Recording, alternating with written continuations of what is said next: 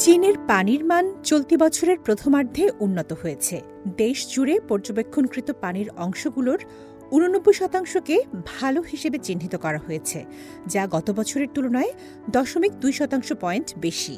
মঙ্গলবার বেইজিংয়ে পরিবেশ ও পরিবেশ মন্ত্রণালয়ের এক কর্মকর্তা এ তথ্য জানান।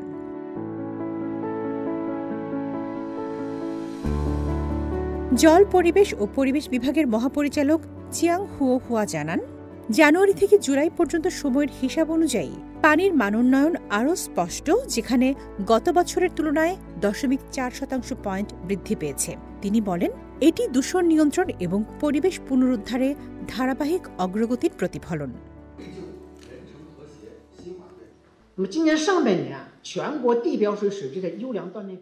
চলতি বছরের প্রথমার্ধে দেশজুড়ে 89% পৃষ্ঠস্থ পানির অংশের মান ভালো ছিল, যা গত বছরের তুলনায় 0.2% পয়েন্ট বেশি। জানুয়ারি থেকে জুলাইয়ের হিসাবে এই হার আরও বেড়ে 0.4% পয়েন্টে দাঁড়িয়েছে।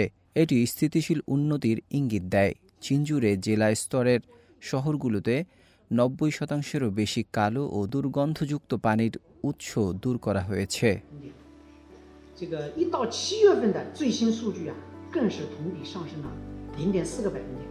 চতুর্দশ পঞ্চবার্ষিক পরিকল্পনায় চীন নদী, হ্রদ ও জলাশয়ের সুরক্ষা ও ব্যবস্থাপনায় গুরুত্বপূর্ণ অগ্রগতি অর্জন করেছে।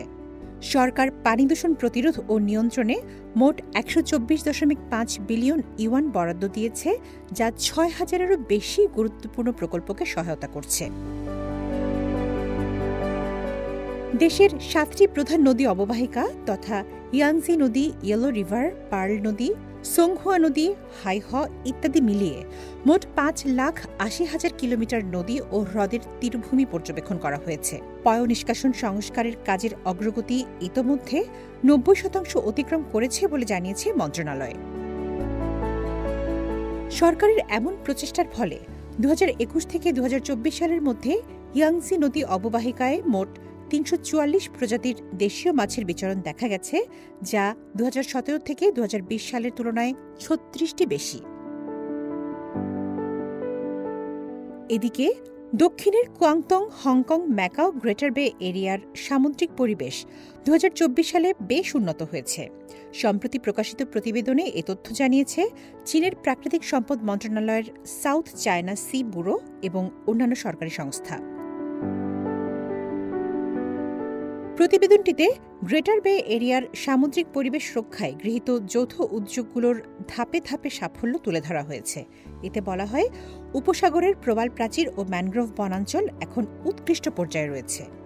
নদীমুখ ও উপসাগরীয় পরিবেশ ব্যবস্থা স্থিতিশীল আছে। এছাড়া চীনা সাদা ডলফিন ও সামুদ্রিক কচ্ছপের মতো বিরল প্রজাতির সামুদ্রিক প্রাণী কার্যকর সুরক্ষার আওতায় রয়েছে। গ্রেটার বে এরিয়ার নদী ও সমুদ্র রক্ষার দায়িত্বপ্রাপ্ত পরিবেশ সংস্থাগুলোর কার্যক্রমও জোরদার হয়েছে।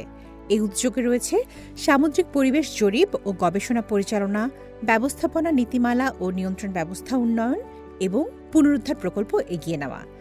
এসব পদক্ষেপের লক্ষ্য হল সামুদ্রিক শাসন ব্যবস্থার একটি নতুন যৌথ মডেল গড়ে তোলা।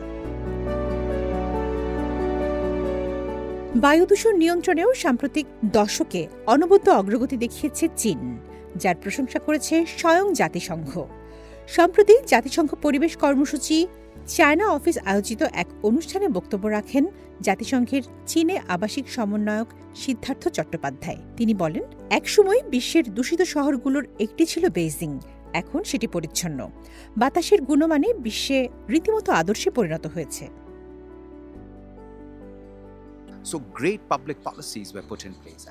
চীন সঠিক নীতিমালা নিয়েছিল এবং সমাজ, বেসরকারি খাত, রাষ্ট্রায়ত্ত প্রতিষ্ঠান সহ যেসব কোম্পানি দূষণ ঘটাচ্ছিল তাদের সঙ্গে অংশীদারিত্ব গড়ে তোলা হয়েছে। এখানে সবাই একটি সাধারণ লক্ষ্য তথা শিশু, প্রাপ্তবয়স্ক সহ সবার জন্য উন্নত পরিবেশের স্বার্থে একজোট হয়েছে। তাই বেইজিং এখন একটি সফল মডেল হিসেবে বাকিদের চেয়ে আলাদা। গত এক দশকে চীনের জিডিপি 69% বেড়েছে, অথচ একই সময়ে বাতাসে দূষণ সৃষ্টিকারী PM 2.5 মাত্রা 57% কমেছে। অর্থনৈতিক প্রবৃদ্ধির পাশাপাশি চীনের বায়ুমানের এই ব্যাপক উন্নতি আন্তর্জাতিক অঙ্গনে ব্যাপক সাড়া ফেলেছে। তামান্না জেনিফার, CMG বাংলা।